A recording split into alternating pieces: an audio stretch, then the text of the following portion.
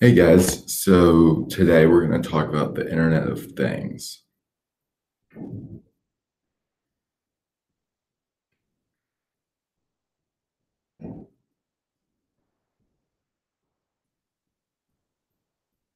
Here's just kind of a summary of what we're going to talk about today. As you can see, just a couple of key points I want to touch on, going from kind of how Internet of Things started, or IoT, which it'll be referred to how it's important and practical in today's time. So what is the Internet of Things? Here are a couple definitions I want to touch on. You all can read from the slides and see, but the Internet of Things device, and then Internet of Things ecosystem will all be important as we continue kind of touching on what exactly Internet of Things is and how these all correlate to each other. So to start, we're going to talk about the history behind Internet of Things. So the Internet of Things was kind of coined in 1999 by Kevin Ashton, who worked at MIT. And, he had the general concept, but not really the ability to necessarily present all these ideas. And so then the Internet of Things kind of expanded and, now includes device connections, data sensing, data analytics, communications. And all this is possible because of the convergence of technology with the data, the ecosystem, the intelligence, and the connectivity. So the growth of the Internet of Things is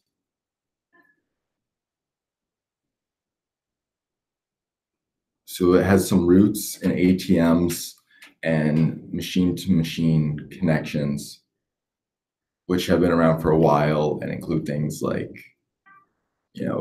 scanning your ATM or, doing your Starbucks rewards at one Starbucks when you got your gift card in another one, et cetera, et cetera. And then the Auto ID Center was Kevin Ashton's first project. He developed it at MIT, and he made it so that it could really show the growth, what could be possible with the Internet of Things, which is not really showing in today's time. And then originally it was designed as a retail solution, and it really to make it easy for retailers, and has since expanded much further.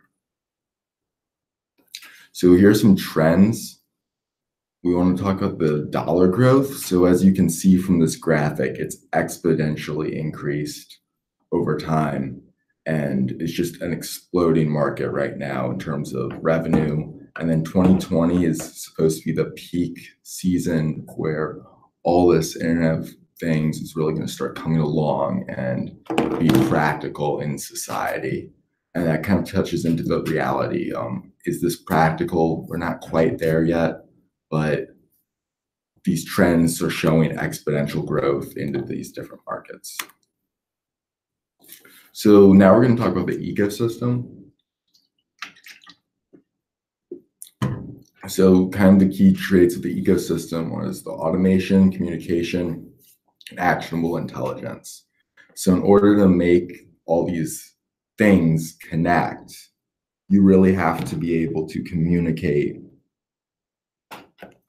with, all these little sensors and different ways that the Internet of Things talks to each other. And you have to do this through data, knowing what to discuss, automation. You have to be able to communicate and then to take action on it. And that's really what's being developed right now. So here's some companies at the forefront. Amazon Web Services has been a leader in this field and in cloud for a while, and which we'll go into on the next slide, as well as Google with its Chromebook technology, which we've talked about in class, and then Cisco, which is kind of the cutting edge of research and understanding what's required in order for the whole Internet of Things to really work together. So some key technologies for the Internet of Things, RFID, which is radio frequency identification. That's what's in your credit cards, your phones have it, almost anything that really connects with each other has it. But this was really the first system-to-system communication. Credit cards and ATMs being the prime example, which we talked about earlier. And then we're moving into embedded sensors, which are now in almost everything. And that's going to be really the key to make your washing machine be able to talk to your phone, or your house be able to shut your garage door, things like that. And the sensors was what Kevin Ashton thought of, just it was not practical in that time, and now it is. And fog computing is a new way to manage all the communication and the extended cloud capabilities. And as you can see in this graphic here, it shows kind of the rise of the Internet of Things and then what to expect coming out of this new age. So then one prime example that you already have known or heard about is cryptocurrency, the idea of blockchain and the integration with the Internet of Things. And so this really helps, you know how Bitcoin's exploded, but this also just, it makes transactions easier for the Internet of Things, and it really spans and creates microtransactions where you could charge someone for how long a certain light bulb is on instead of charging for all of electricity together, which one raises new markets, but also could potentially lower costs and answer a lot of challenges regarding these issues.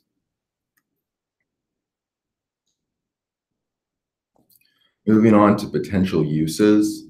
So we have home, healthcare, transportation, and these are all really just huge markets that can explode with the Internet of Things.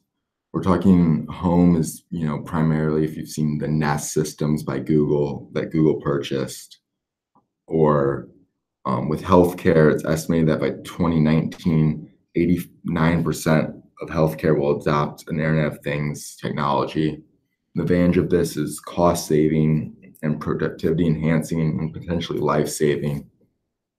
As you can see from the graphic, also the healthcare is major in the insurance market, what to pay for, what not to pay for, what could potentially, help people before something even happens.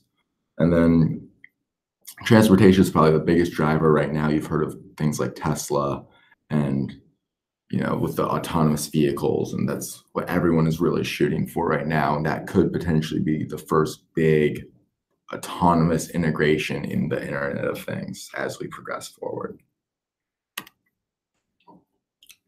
Going on now, Internet of Things is all cloud driven. You have to be able to send this data to these servers and communicate and connect with all of them. So the data centers, you need that huge infrastructure, which we're not really at the point yet.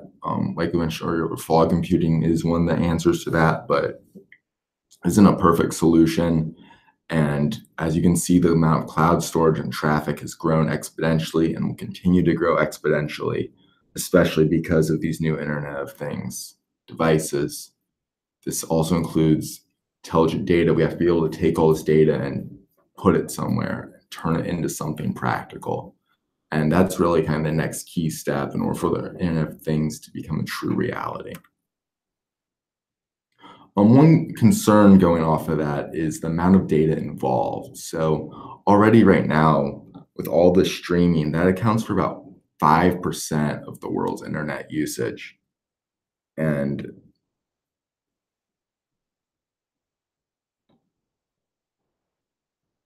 that can even grow to be almost 25% of the world's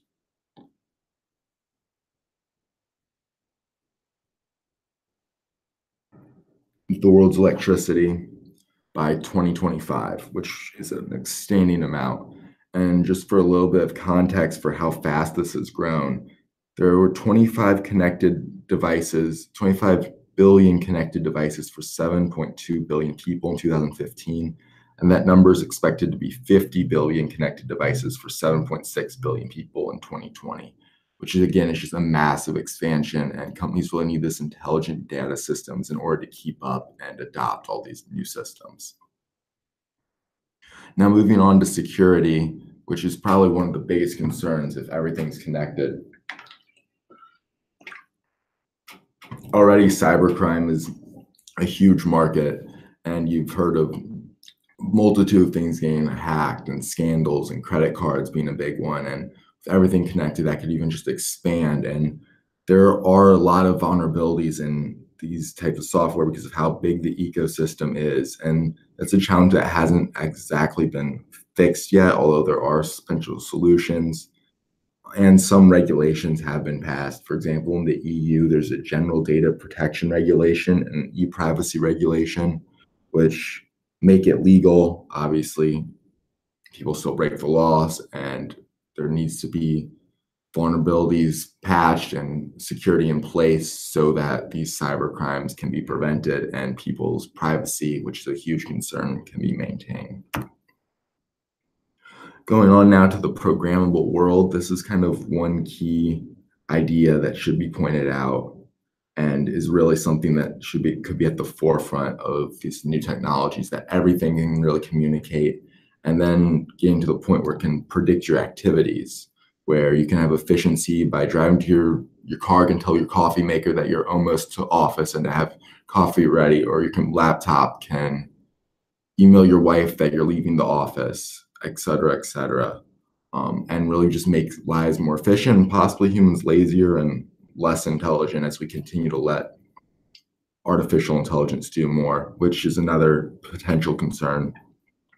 But this is really the era of the sensor revolution, where you have sensors in every little thing, whether it be your reference laundry machine, dishwasher, your backpack, and then your mobile phone already has all these sensors, and really integrating that into your daily lives, which is not exactly there yet, but is what the idea of the programmable world is.